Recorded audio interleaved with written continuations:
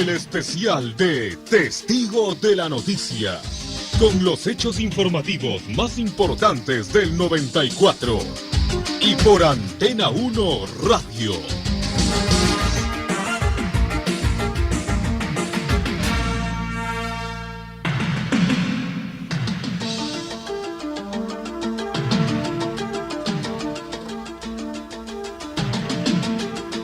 Chiapas hasta antes del 1 de enero del 94 era un pequeño poblado conocido para los mexicanos, pero desconocido para la humanidad. Sin embargo, en el primer día de 1994 Chiapas entró la atención de México y del mundo. Sus protestas se hicieron conocer y hay quienes opinan que Chiapas cambió el rumbo político de los mexicanos. Coincidentemente, la insurrección del Ejército Zapatista de Liberación Nacional se dio en el primer día de vigencia del Tratado de Libre Comercio entre Estados Unidos, Canadá y México. Para conocer un poco respecto a este importante tema acontecido en el año 94, ya nos acompaña Alicia Morales. Buenos días, Alicia. Muy buenos días, José. Efectivamente, la posibilidad de que el conflicto que sorprendió a México en los albores de 1994 pueda reiniciarse en Chiapas tienen los mexicanos al filo de la guerra. La insurrección del Ejército Zapatista de Liberación Nacional comenzó el 1 de enero de 1994 con la toma violenta de 4 poblados de Chiapas. Nuestros gobernantes estatales no nos va a solucionar nuestros problemas. Por eso, hoy se inició la guerra, la revolución, aquí en la ciudad de San Cristóbal, de las Casas, Chiapas. En su manifiesto en la selva lacandona, los zapatistas declaraban la guerra al ejército, anunciaban su intención de derrocar al gobierno y reivindicaban demandas sociales y políticas de los indígenas de México. El presidente Carlos Salinas de Gortari envió inmediatamente efectivos del ejército a la zona y reclamaban la paz y el diálogo para solucionar los problemas. En especial, ante los acontecimientos delicados en el centro oriente del estado de Chiapas, sabemos que persisten carencias y desigualdades. Sabemos que los beneficios y las oportunidades no son todavía realidades tangibles para muchos. En estos años hemos venido trabajando de manera dedicada precisamente para revertir desigualdades de siglos. Pero nunca olvidemos que solo mediante el diálogo y en el marco de la ley podremos encontrar puntos de acuerdos y soluciones a todo reclamo. En 12 días de combates, 200 personas murieron y 500 resultaron heridas. Salinas de Gortari decidió decretar un alto al fuego unilateral que llevara a un diálogo, el que se inició el 20 de febrero. En la reunión, el subcomandante Marcos del Ejército Zapatista presentaba sus demandas. Los compañeros fueron claros al explicarle al señor comisionado que no venían a pedir perdón, que no estaban arrepentidos de luchar por sus derechos, pero que veían que tal vez era un buen momento para que en lugar de que hablara el fuego del fusil, hablara la palabra del corazón de los hombres verdaderos que forman nuestro ejército. La solución política al conflicto se alejó el 10 de junio por el rechazo de los zapatistas a las promesas oficiales a cambio de deponer las armas. En medio de la incertidumbre, otra noticia conmocionó a México y a la opinión pública internacional.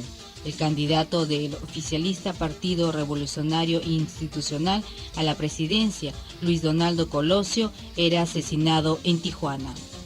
En momento se acaba de decir oficialmente que murió el candidato priista a la presidencia de la República, Luis Donaldo Colosio. Yo creo que ustedes ya tenían la información de que a las 19:08 horas el candidato sufrió un atentado por parte de 2 personas armadas que le dieron un balazo en el tórax y otro en la cabeza. El balazo de la cabeza le perforó la cavidad craneal y pues se le hospitalizó en el hospital de zona de Tijuana, ciudad en la que sufrió el atentado cuando estaba en su campaña política, y pues se le hospitalizó. El magnicidio ocurrido del 23 de marzo tuvo como respuesta el rechazo unánime de la comunidad internacional. El presidente Carlos Salinas condenaba el crimen. No hay razón política o moral que en México justifique la violencia.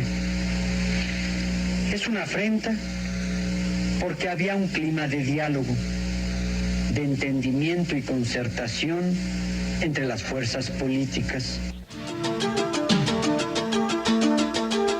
La muerte de Colosio no sería, sin embargo, el único crimen político en México.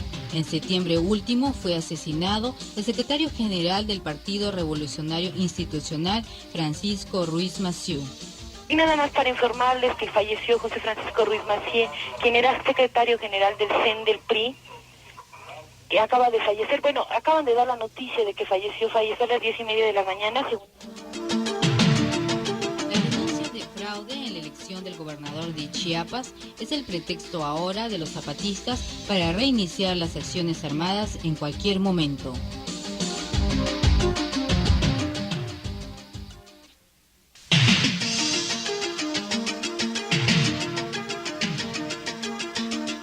El especial de Testigo de la Noticia, con los hechos informativos más importantes del 94.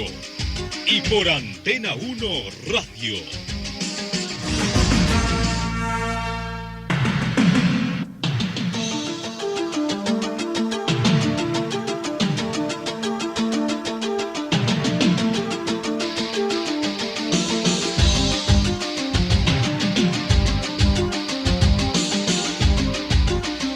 Otro de los hechos más importantes en el ámbito nacional ha significado la investigación de los presuntos sobornos en el caso del tren eléctrico. Para conversar sobre este particular estamos con Ítalo Quispe, que nos acompaña precisamente a esta edición especial de Testigo de la Noticia. Buenos días, Ítalo. Buenos días, José Hernández. Para indicarte que las investigaciones de la presunta malversación de fondos en la construcción del tren eléctrico, sin duda alguna logró importantes avances con las acusaciones presentadas por el ex asesor de la empresa italiana Tralima, Sergio Siragusa. Siragusa se presentó a la comisión investigadora dispuesto a ayudar y en tal sentido denunció que personalmente pagó sobornos al expresidente Alan García, los que fueron depositados en un banco de Gran Caimán. La información fue proporcionada a la prensa por el presidente de la comisión, Andrés Reyardo. Hemos tenido una conversación muy prolongada, como ustedes sabrán, con el señor Siragusa, y en sus manifestaciones reitera lo que ya es de conocimiento de la opinión pública, en el sentido de que ha sido dado al expresidente los dineros que él mismo ha denunciado desde un primer momento. Por lo tanto, algunas incongruencias que existían con algunas manifestaciones que habíamos tenido de Roma han sido totalmente aclaradas. Él se ratifica y reitera una vez más del asunto de las cuentas a las que ha hecho referencia. Como era de esperarse, el exmandatario rechazó desde Colombia las acusaciones de Siragusa, indicando que el exfuncionario solo buscaba librarse de los juicios iniciados en Italia.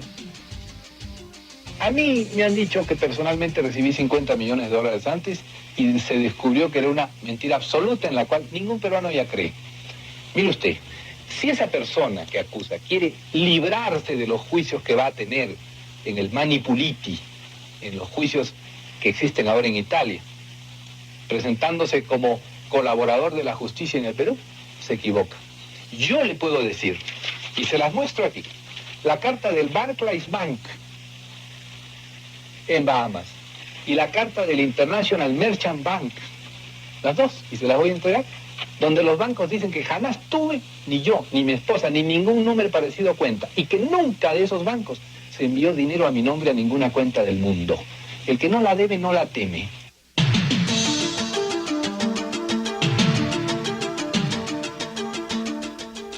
La comisión investigadora mantuvo un ritmo constante de trabajo, lo que le permitió obtener en junio el nombre del titular de la cuenta del Barclays Bank, donde se habría depositado el soborno, lo cual fue informado por Andrés Reyardo como por Fernando Olivera.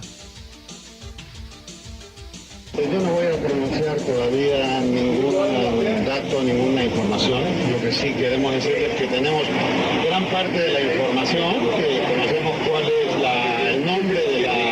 compañía a la que se han hecho los depósitos y estamos indagando más detalles sobre el particular. Se está confirmando sustancialmente cómo es que operaba la banda de Alan García y en consecuencia esta cuenta corriente donde se han movido cuantiosas sumas de dinero superiores a lo señalado, pues tendrá que ser debidamente esclarecida en su integridad.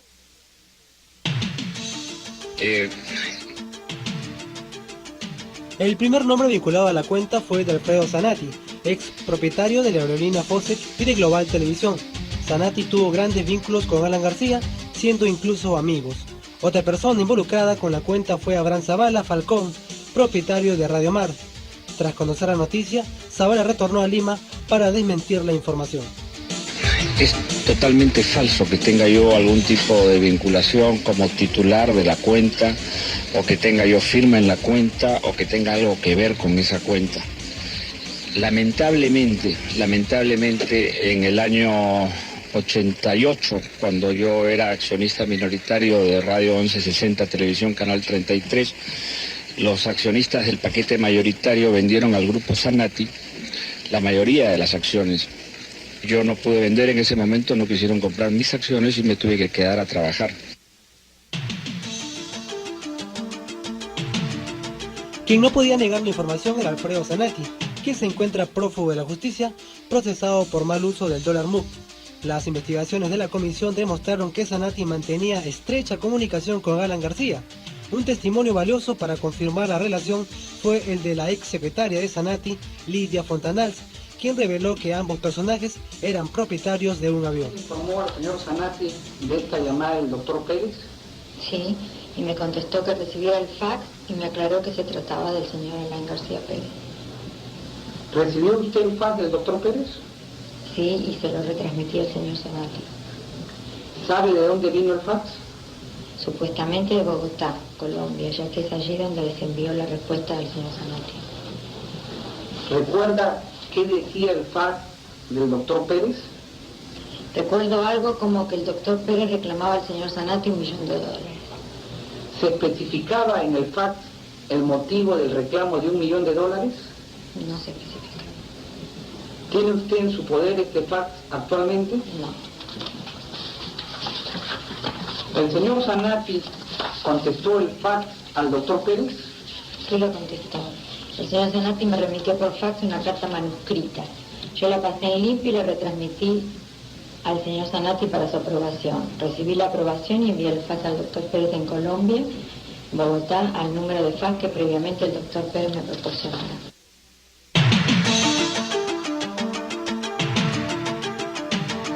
Un duro revés para la investigación fue la negativa de la Corte del Gran Caimán de levantar el secreto bancario de la cuenta en el Barclays Bank. Esto, no obstante, no impidió que la comisión presentara su informe acusando directamente al expresidente Alan García y a otros exfuncionarios del anterior régimen.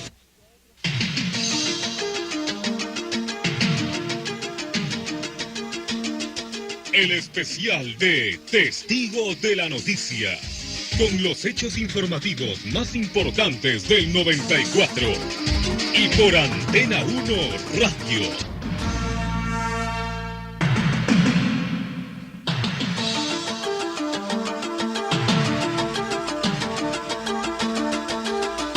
Y sigue con nosotros en esta edición especial de Testigo de la Noticia Guillermo González. Guillermo, el Mundial concitó la expectativa del orbe. Como todos los mundiales, José, fue la 15ª versión 1994 y con la satisfacción para los latinoamericanos que Brasil haya conseguido después de muchos años el tetracampeonato. Lo lamentable en este mundial, sin lugar a dudas, Diego Armando Maradona. Bueno, se habló mucho del regreso de Maradona a los campos de juego y creo que lo hizo de una manera poco aconsejable. Cometió delito y fue sancionado por la máxima instancia del fútbol mundial. Usted lo decía hace unos instantes, cuando uno se acuerda de nombres como Romario, de Bebeto, Aldair, Carlos Alberto Parreira, entre otros, son nombres que vienen a la memoria para recordar la obtención del tetracampeonato de fútbol de parte de Brasil en el Mundial Estados Unidos 94. Luego de 24 años, Brasil conseguía el viejo sueño de conseguir un título más. Con ello también la alegría de los americanos y de todo un pueblo cuya pasión es el fútbol, Brasil. Y 24 años en los que Carlos Alberto Parreira, quien 24 años antes había sido preparador físico, logró lo que muchos otros no habían logrado. Primero con Coutinho como técnico, después con Tele Santana, luego con Sebastião Lazzaroni, para finalmente ser Parreira quien lleve al tetracampeonato a Brasil. Como ocurre cada 4 años, el mundo vivió la fiesta del Mundial de Fútbol, que esta vez se realizó en Estados Unidos, país sin tradición futbolística pero con la capacidad para organizar un evento de gran magnitud.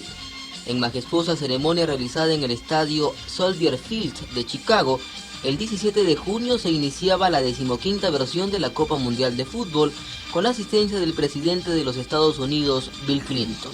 Recordemos pasajes de la inauguración.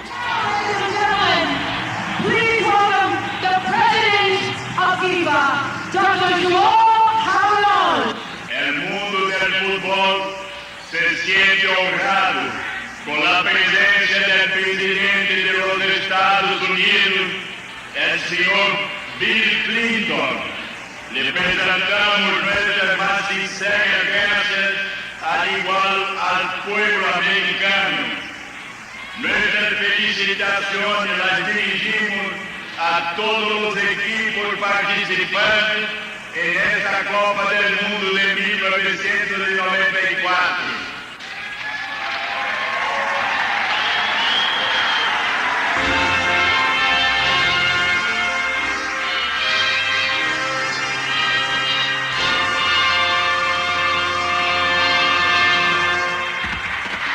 Ladies and gentlemen, the President of the United States, William Jefferson Woodruff. Thank you. I say especially to President Sanchez and the people of Bolivia, buenas suerte today.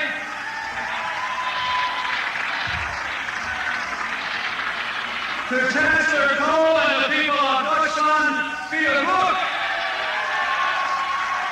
Good luck to you all, and welcome to the United States. Thank you.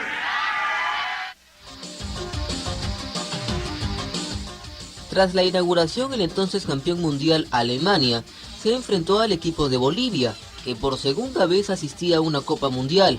Para los bolivianos, su presencia en el campeonato se convirtió en una cuestión de interés nacional y consideraban a su escuadra como héroes nacionales, capaces de lograr el triunfo. Escuchemos cómo transmitió el encuentro la televisión boliviana. Ha comenzado la Copa del Mundo. Ha comenzado el Campeonato Mundial. Y Bolivia de protagonista. Aquí viene Bolivia. Aliento para el equipo alemán. Rimma mete la pelota por el sector derecho. Anticipa bien la defensa del equipo alemán. Tomás Berthold. Retrasa líneas Alemania. Está ya en posición adelantada el hombre de Alemania. ¿No cobró el juez? No cobró el juez. Posición adelantada. En cualquier parte del mundo es posición adelantada. No fue gol. Klinsmann marcó el gol. Cobró el gol el árbitro. La salida es boliviana ahora. Arranca Bolivia, se viene Sánchez. Viene Sánchez. Gran pase para el Diablo. Corre Echeverri. Le dieron duro a Echeverri. Breme ahora. A ver una tarjeta amarilla. ¿Para quién? Roja. ¿Para quién? Para Echeverri. No puede ser. No puede ser. Echaron al Diablo Echeverri. Increíble. El rostro lleno de lágrimas de Echeverri. Qué pena, Diablo. Bolivia no se convirtió en la sorpresa, perdió su primer encuentro 1-0. Colombia falló a todas las esperanzas que venían en su escuadra como próximo campeón mundial. Brasil, en cambio, avanzó en el campeonato y logró llegar a la final para enfrentar a Italia. En un encuentro que se prolongó inclusive hasta los penales, Brasil obtenía el 4º título mundial en su historia. La cadena de televisión O Globo transmitió así los últimos minutos del partido. O Brasil tem 3, a Itália tem 2. Todos acenam para Tafarel. Baggio contra Tafarel. Se Tafarel pegar, acabou. Se Tafarel pegar, o Brasil é campeão. Se Tafarel pegar, o Brasil é campeão. Baggio e Tafarel. vai partir, vai que é sua, Tafarel! Partiu, bateu, acabou! Acabou!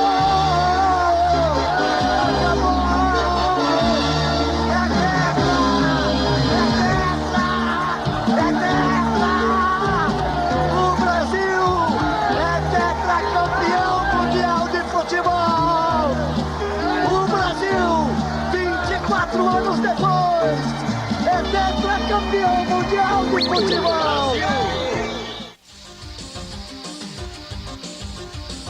Pero el Mundial no se limitó a la esfera netamente deportiva, sino que también tuvo momentos lamentables como lo ocurrido al ídolo argentino Diego Armando Maradona, quien tras el partido con Nigeria fue sometido a la prueba de antidoping, la cual resultó positiva. Maradona había consumido la sustancia efedrina. Tras los exámenes confirmatorios, la FIFA reitera que Maradona consumió la sustancia prohibida, por lo que debía ser sancionado. Antes que eso ocurra, la Asociación de Fútbol Argentino, AFA, retiraba al jugador del Mundial, por lo que la FIFA se limitó a suspenderlo de toda actividad deportiva. Primero, los dos análisis de los especímenes de orina han dado resultado positivo. El jugador Diego A. Maradona de la Selección Nacional de Argentina ha violado, por lo tanto, las prescripciones contenidas en el reglamento de control antidoping en el partido Argentina-Nigeria.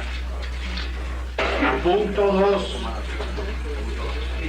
La Asociación de Fútbol Argentino ha comunicado a la comisión organizadora de la Copa Mundial de la FIFA que retiraba al jugador Diego Maradona de la Copa Mundial.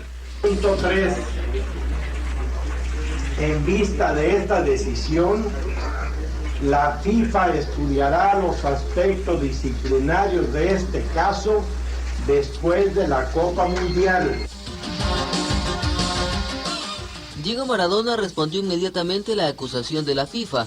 Juró por sus hijas que no se había drogado para jugar. Juro por mis hijas que es la fuerza que me trajo a este mundial, que yo no me drogué, que yo no tomé ninguna sustancia como para que FIFA me deje afuera de este mundial. Con esto también quiero decir de que le doy la posibilidad a FIFA que revea esta medida, porque yo la creo injusta totalmente. Tras analizar el caso, la FIFA suspendió por 15 meses a Diego Armando Maradona. El jugador prometió en un inicio no volver a jugar, pero con Maradona nunca se sabe.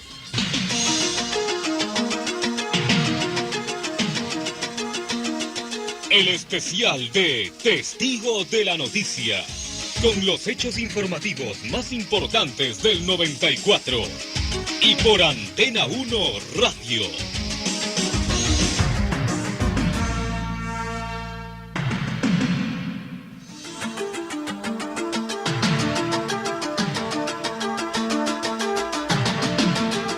Continuamos en el especial de Testigo de la Noticia, año 1994. Hay quienes dicen que el presidente Alberto Fujimori es quien ha realizado mayores viajes tanto al interior como al exterior del país. Creo que sin lugar a dudas eso es cierto. ¿No es así, María González? Así, José, al igual que otros años, el presidente Alberto Fujimori realizó una serie de viajes por países de América y del mundo en 1994. Uno de los primeros viajes fue a Chile, asistiendo al cambio de gobierno en marzo. La oportunidad fue aprovechada por Fujimori para reiterar que en Perú se respetan los derechos humanos. Nosotros tenemos una posición muy clara sobre los derechos humanos. No nos van a venir con los cuentos de los derechos humanos que están manejados por varios hilitos, algunos de los cuales llegan a los grupos violentistas. Nosotros defendemos los derechos humanos de los terroristas, pero no nos olvidamos de defender los derechos humanos de los 22 millones de peruanos. Vean ustedes, ¿qué organismo internacional se preocupó por los derechos humanos de los 22 millones de peruanos? Recién en el año 92, después de hacer una campaña internacional, los los organismos de derechos humanos comenzaron a mencionar las violaciones a los derechos humanos cometidos por parte de Senderos.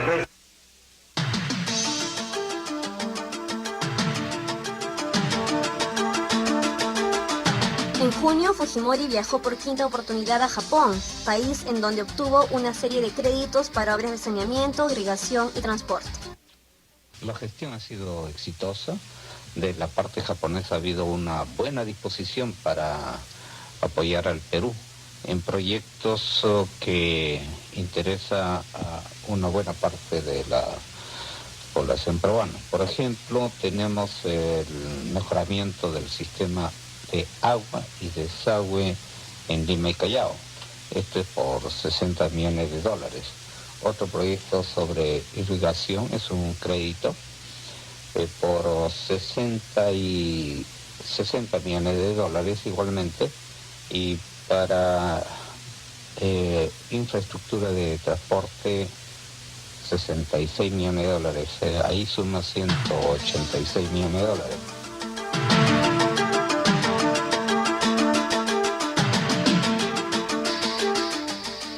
También en junio, Fujimori viajó a Cartagena de Indias, ciudad colombiana en la que se desarrolló la cuarta cumbre iberoamericana de jefes de Estado y de Gobierno y que contó con la participación de 22 mandatarios. En su discurso, el jefe de Estado señalaba que ninguna potencia puede intervenir en los asuntos internos de los pueblos. Un sistema político que permite a una nación alcanzar el camino del desarrollo integral podrá sostenerse por sí mismo. En caso contrario, corre el peligro de perder credibilidad y ser reemplazado por instituciones luego nuevas que puedan canalizar eficazmente las energías sociales en la dirección del progreso. Y en esta situación, ningún organismo internacional, ninguna potencia extranjera, por poderosa que fuera, podría oponerse a ese ejercicio de soberanía. Cada pueblo tiene el derecho de buscar su modo de hacer realidad la democracia, sin presiones externas de ningún tipo.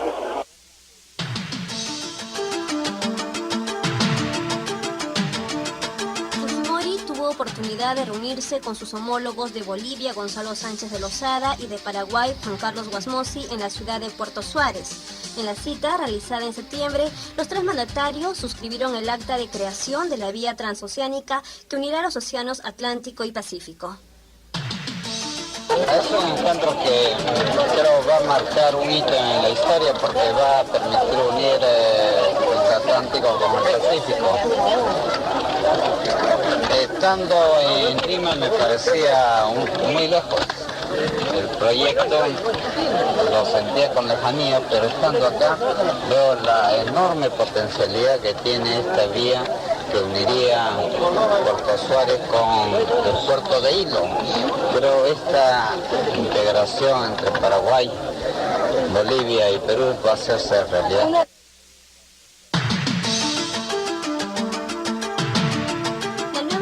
Que vive el Perú permitió al presidente ser invitado a la Conferencia de las Américas realizada en octubre en Nueva York, donde mostró los avances en materia económica.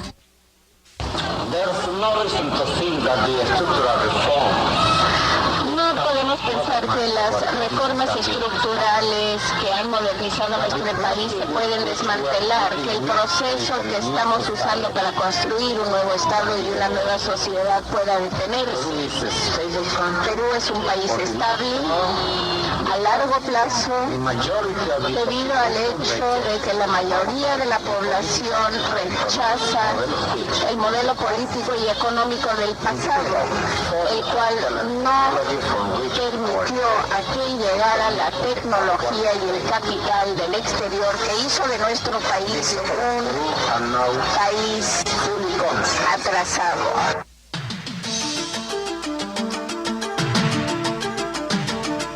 Recientemente, Fujimori participó en la histórica Cumbre de las Américas desarrollada en Miami y que reunió 34 jefes de Estado del continente. Precisamente ahora, el presidente pasa las fiestas del Año Nuevo en Brasil, país al que asiste a la transferencia de gobierno.